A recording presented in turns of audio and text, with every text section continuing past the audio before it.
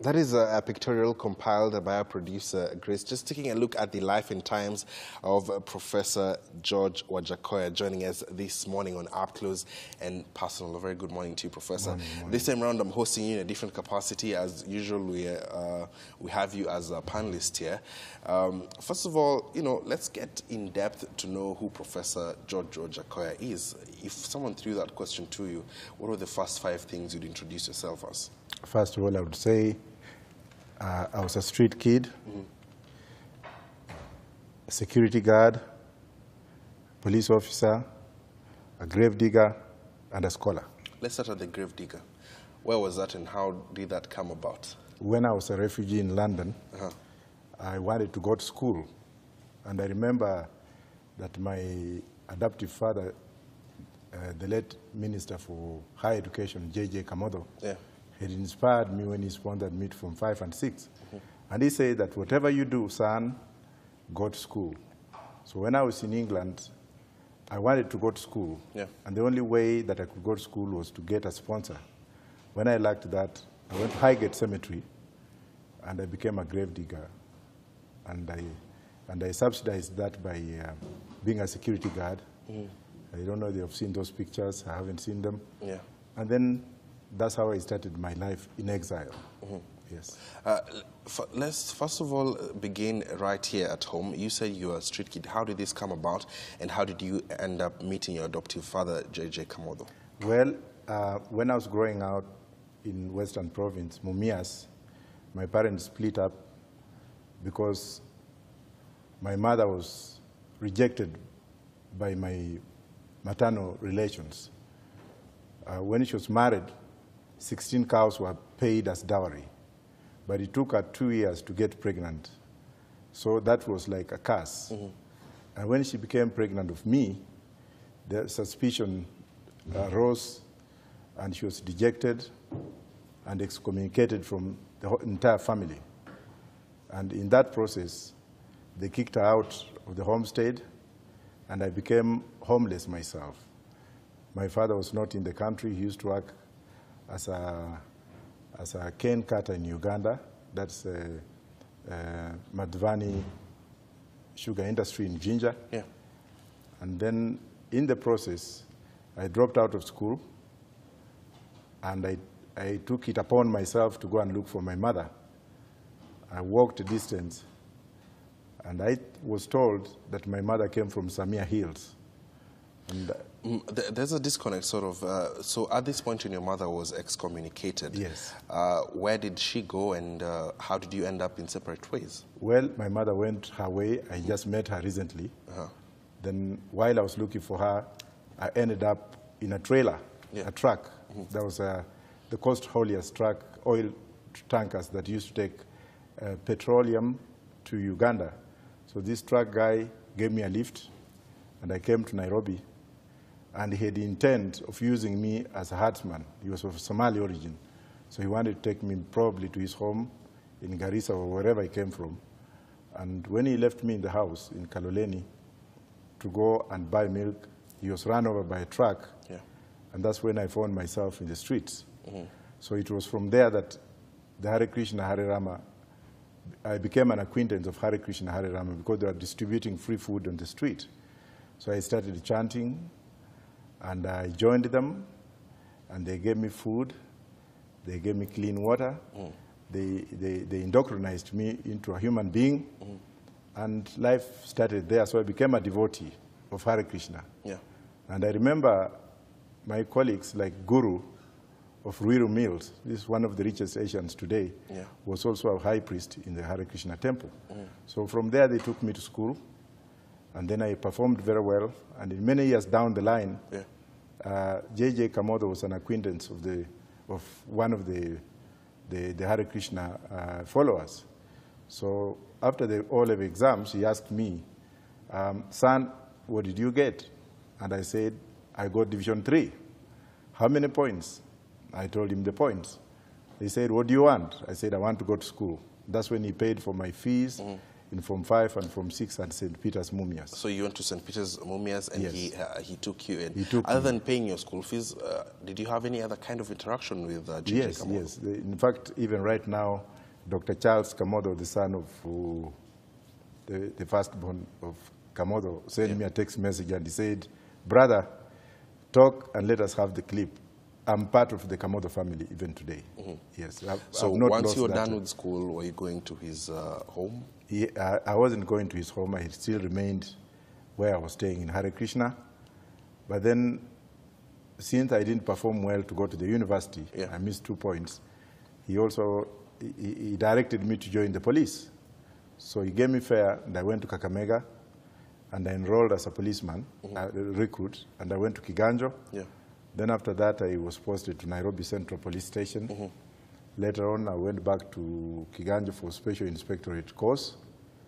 And then I came back and I worked in Pangani and Kasarani police stations, respectively, before I joined the intelligence, where I worked in Nyayo and Nyati House. Then many things were not right. And then I found myself in jail. And the reason you found yourself in jail, this had to do with the death of Dr. Robert Ouko. And at the time as an inspector, you were investigating this case. Tell us more about that. I cannot say anything. You cannot say beyond that? Yeah, because the case is still in court in the UK, and I can't comment. But this landed you in trouble. Why do you think this was the case? Trouble because I also don't want to go into nitty-gritty, but time will come when I'll tell my story. But then the Americans helped me to escape. That's the time when there was a crisis in this country. And some politicians here, whom I'm not going to mention for their own security, with the American embassy, the late Smith Hemstone, they evacuated me from this country to Europe. And that's when I filed for asylum in the UK. And how was life there? What did you do as soon as you got there? Life was very unbearable. There was no sense of direction. I became again a street boy, but not living on the streets. I was living with the homeless in Arlington House, which is a very well-known place for the Irish homeless people in Camden Town. So it was from there that I met Nigerians who inspired me to work. So I became a security guard, and then I enrolled at the University of London as an external student. And then in the process, I also became a gravedigger. So I did the 2 jobs to subsidize. And then I paid for my fees until later on when somebody from the House of Lords rescued me. So I grew up in a very difficult environment. Being a street boy, converting into a gravedigger and a security guard. And I learned a lot from the streets of London, just like I was advancing my course by graduating from Nairobi streets into the streets of England. So how then did you end up in the United States of America as a professor of law, actually? Yes, in UK I went to more than 5 law schools. It was my passion to become one of the most learned lawyers in the world, and of course I achieved that. And if you can look at my resume, I think it's one of the longest resumes in this country and even in Africa.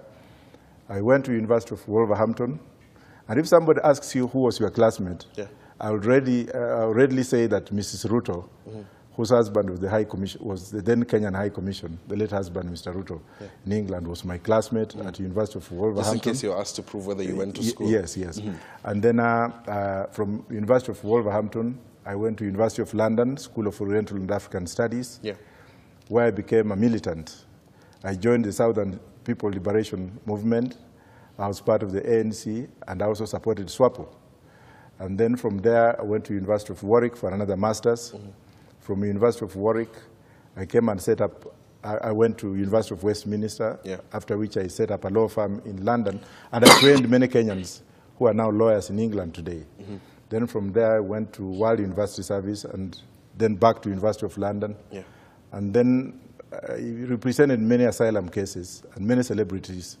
I was involved with the musicians from Zaire, the people like Koffi Olomide's promoters, yeah. just write their And in contracts. fact, we'll come back to your story, yes. but during Koffi Olomide's visit to the country, you had a chance to represent him after he was accused of assaulting a woman at the airport. Yes. Tell us about that. How did that come about? Yeah, before I go into that, I finished. I went to the U.S., went to University of Baltimore. Yeah. Then from there, went to University of Sacramento in Northern California. But then I'll go back to that later on. So just come back to the Koffi story. Olomide was my client, yeah. Among other celebrities in England, because I used to write their contracts. So when the issue came in, I was not aware. I got a phone call from a very high-ranking cabinet minister in Congo, DRC, telling me that your friend is in trouble.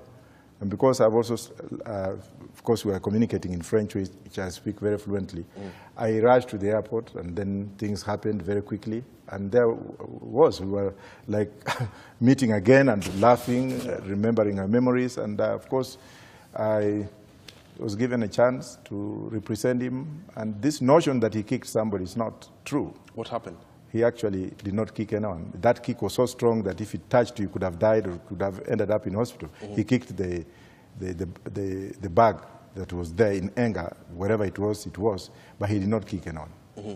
But what was the intention? Because it seemed as though he was going to assault, and I don't know if you had a look at that clip, you could see that was what was coming out of that. The problem is that one of the musicians was a notorious musician. One of the dancers was a notorious kind of thief. She had actually stolen a towel in Cameroon when she was landing from the plane, and she was reprimanded on that. And during this trip again, she did something in the airline, and then securities were following up to repossess what she had taken, and that's what angered Koffi Olomide. And in this case, I would support him because anyone in that particular position would have become angered. But as it is, Kenyans did not want to hear his story. They only reacted to what was happening, which was wrong in my opinion. But that's as far as I can go because he's still my client. I'm getting a message here. Dr. Matanga says true that he was with you back in London. Yes, and he can confirm that indeed your story is true and your testimony. Yes. And he further confirms that you used to meet once in a while together, and that is, you worked as a guard in London while in exile, and he says he's also part of your story. Actually, thank you, Dr. Matanga, wherever you are. He's a great man, even though people might look at him differently. But I look at him as a friend because he also assisted me with a job in one of his clubs in Croydon. He says it's called Club 791. Yes, he assisted me to work as a bouncer. So Matanga is right. And how are you, Matanga? Thank you very much. Okay. Those are confirmations, yes. Yeah, so back to you working in the U.S., and just to read out some of your achievements from what I got here from the research I did. You have been called to address members of parliament in the U.K. Congress. Congress, that is British MPs, members of Congress in America. You've also been honored by the American Jewish Society, ambassadors of Oprah Winfrey, and sponsors of Sierra Leone Society in Beverly Hills. How have you managed to achieve all this? Well, my story speaks for itself, even though it may not be heard in my own country because a prophet is never accepted here. But I'm very much loved by the universe, and that's why I was also cloaked with the authority of a UN ambassador of goodwill when I was a guest of the former president of Nigeria, Jonathan Goodluck, who is a close friend of mine. A lot of, let me say it this way, whenever I leave this country and I go out of this country, I leave the airport as an international citizen, global citizen. And my diaries are almost full. I think I might be the only Kenyan who has spoken so much about myself because of my previous story in the world than any other Kenyan. I've addressed the Congress. What kind of joy or sense of, what kind of feeling does it give you to tell your story? Well, it really frees me from that yoke of enslaved, poverty, complaint kind of person. It also frees me. It frees me when I tell people my story, because there are so many people out there who would want to tell their story, but they don't have an opportunity. There are so many people out there who are experiencing what I experienced. So by doing what I'm doing today, I'm reaching out to the whole universe, and I'm touching a lot of people. Like when I went to Philippines, I was invited by the top musician to go and speak at his concert before he actually opened up. And then I told my story, and the whole thing was like, we need this person.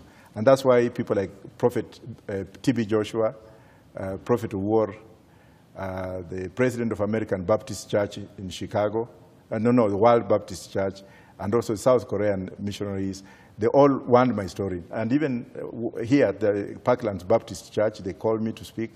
So it's like I've become a global citizen to tell my story that everything is possible. From the street, you can make it. And you can make it to the highest level of the world.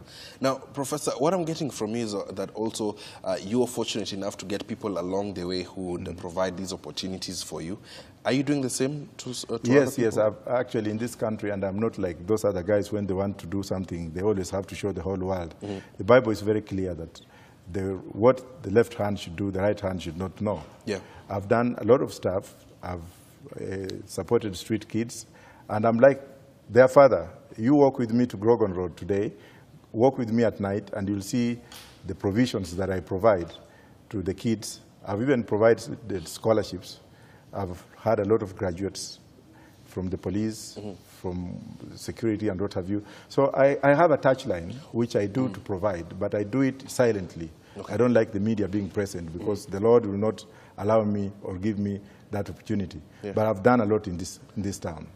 Now, when you returned, when you came back from the U.S., you had intentions and you had aspirations to vie for president. Talk about that. Yeah, one of the reasons that I wanted to become the president was I wanted somebody to know me. But the only way somebody would know me is by me coming up in a peculiar way. Of course, it is insane for someone just to come from the bush and say, I want to be the president of a country, when the person is not known. For how long were you away? I've been away for more than 23, 24 years. Yes. So I wanted to become the president, one, to get known, and to lay my foundation. And two, three, I still have the same ambition. But let me put a disclaimer. Recently, I was in a union of inconvenience with DIDA, where I thought probably I would come in and then also have my philosophy and what have you. But the things could not work out, so I retreated. Not that I gave up, I retreated. And while knowing that the race this year is between two people, that's Mheshimiwa Muigai Kenyatta and Raila Odinga. But there are 19 other independent candidates. Well, let them try their luck. I wish them the best. Like any other Kenyan, the Constitution allows them to run. But let me put it this way. Let them lay the foundation, and probably we shall meet sometimes in future. Yes. Talk about your party, that is the Roots Party of Kenya. Yes, I founded the Roots Party of Kenya on principle. And that party is the most affiliated political party with other political parties outside Kenya than any other. I've actually used my connections, political connections, to bring up the party. Now, the reason why I formed this party was based on corruption. And I was looking at the word corruption, and I wanted to find out what we can do to shed corruption. So I went in the Bible, and I asked myself, which verse or which area of the Bible did Jesus try to? What could Jesus do today if he came up and found whatever is going on in our country? So I remembered the story of Ezekiel, the man who was a tax collector in Israel. He had actually put the Israelis, the Jewish nation, into a lot of apathy because he was collecting taxes for a foreign aggressor. So when Jesus was walking and he saw this man, he shook that tree. That's why my slogan is shake the tree. He shook the tree, and the fellow fell down and went and confessed to Jesus in his house on how much taxes he had collected, how much corruption had gone on. And that's the philosophy that I brought into my Roots Party of Kenya, in that if you want to run on Roots Party, you climb that tree, let the Kenyans shake you. Shaking you would mean that you went to Parliament the other day, or you want to go to the Parliament. Tell us what you can do for us, what you have done. But then we are still growing, and I'm sure that... How many members do you have so far? So far, actually, right now, I have more than what's required in the Constitution. And I think I could be one of My party could be one of the top 20 parties in membership recruitment drive. I have members nationwide. I have infrastructure. I'm building it very slowly. And this is the only party that is going to have direct nominations in future. We are building it slowly. We are not rushing. We have even rejected some of the candidates that came to run on our party without proper philosophy. And 2022, just hold on, I'm going to run as D22. I'm changing the name of the political party from Roots Party to Democrats 22. Yeah. The rest I'll tell you why I named. How about you tell us right now? What I can only put is a footnote that I'm fully running for president in 2022. Okay, yes. That's all you can say. Yes. Well, what then would you want to achieve? What then would you want to see change in this country, in the way this country is governed? Actually, from what I can see, any government that is in power faces criticism. People talk no matter who becomes the president. Even if Jesus was the president of Kenya today, people will still talk. The current government is trying to do what it can do. It inherited a bad economy, an economy that was ruined by the former president, Daniel Arap Moi, with his team. Well, if we see the positive part of this government, I can see the development-oriented. I can see the SGR, the SG railway, the infrastructure coming up, whereas corruption is nominal, because people are blaming the president and his team for corruption. But those blaming also are more corrupt than those who are in power. So I would balance it in the following way. Whoever wins, we shall support. But knowing somebody like Uhuru Kenyatta, who has been in the diaspora, he went in the diaspora, he tested the roads of the diaspora, he came back in this country, he worked as a bank teller, counting money, despite the fact that he came, there was no need for him to do that. And he has also underwent a Cold War during these 24 years when Moi was the president. So let's look at this man and see what wrong he has done or he does, and then we criticize that part to shape him. If he wins again, good luck. But my advice to him is to concentrate on economic infrastructure. The reason why I say this is that if you look at Singapore, Singapore was a swamp. In 1966, Singapore and Malaysia came in this country to ask the former president, whom I admire very much, Jomo Kenyatta, for a debt. They actually copied the blueprint of Nairobi city to go and do the same. So Singapore was developed partly by the debt borrowed from Kenya, and now it became a superpower. But it had one president for 49 years who actually built the economic infrastructures, despite the fact that people are crying here and there about human rights. Look at the blueprint that Paul Kagame has. Paul Kagame has removed Rwanda from where it is to where it is because of economic propensities. So if Uhuru can concentrate on economy, if he can find a fine team to work with him on economy, these other things will come and go. Would you position yourself to help President Kenyatta? If I will not position myself to help Uhuru, but if I'm given the opportunity to help the country, I will work as a team to make sure that we work as a team, move this country from where it is to another level, rather than going into politics of tribalism, intimidation, because also it defeats logic and common sense, whereby you get a sitting president who is being blamed for almost everything. If you look into the United States, Trump and Hillary Clinton fought a war during the elections. But when Trump won, despite the fact that there were irregularities, Hillary was the first person to send a message to Trump, a message of unification to unify the country, a message of tolerance to tolerate whatever might have happened for the sake of unity in the country. If you look at the American system again, you don't see a sitting president being attacked almost in everything that he does. Take the good and go away. And for example, now here, we have seen disparities. Whenever Uhuru goes to France, he comes back, Raila has gone. Whenever he goes to Germany, he comes back, Raila has gone. This kind of politics is ruining this country. Let us see a president and an opposition leader come up to show the face of the nation, to show the face of solidarity whenever a country is in a crisis, like the crisis we have had, rather than blaming and blaming and blaming. And if you look at your own history, or we look at the history of some of these politicians, when they were in power, what they did at that particular time, anything that was mentioned of them, they rushed to court to stop. You remember the Dungu report? You remember those politicians who went to court to stop some kind of investigations on them? So let us have a clean break.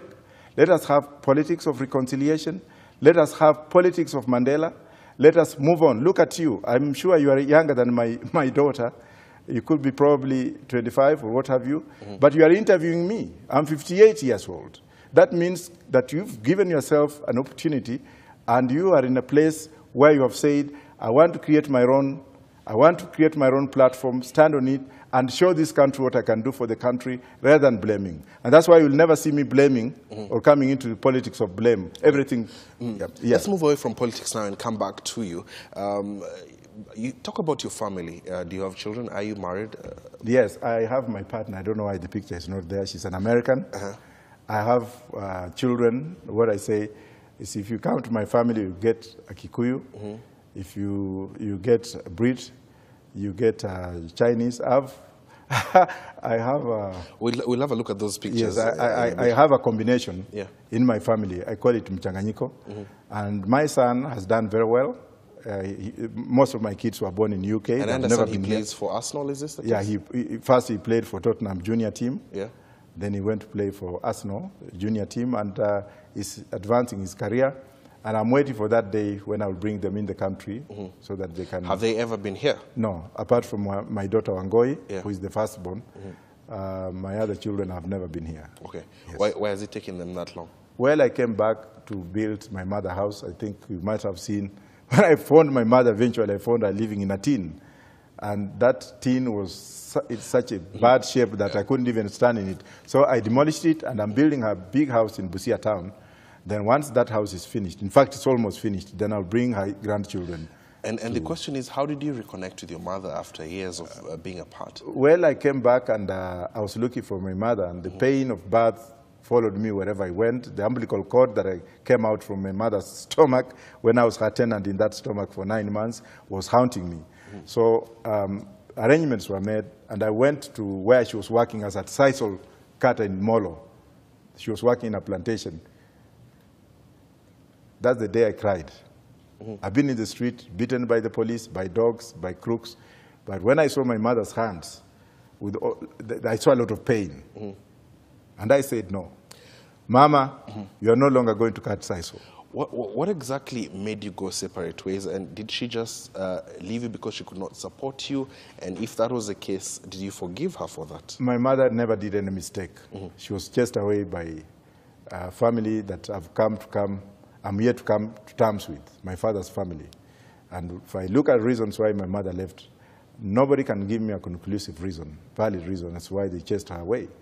And my mother is one of those women that have suffered so much in this world that when I looked at her and I looked at the comfort zone where I am, because having lived in the streets and having become a top person in my social life in the UK, US, I was like, no.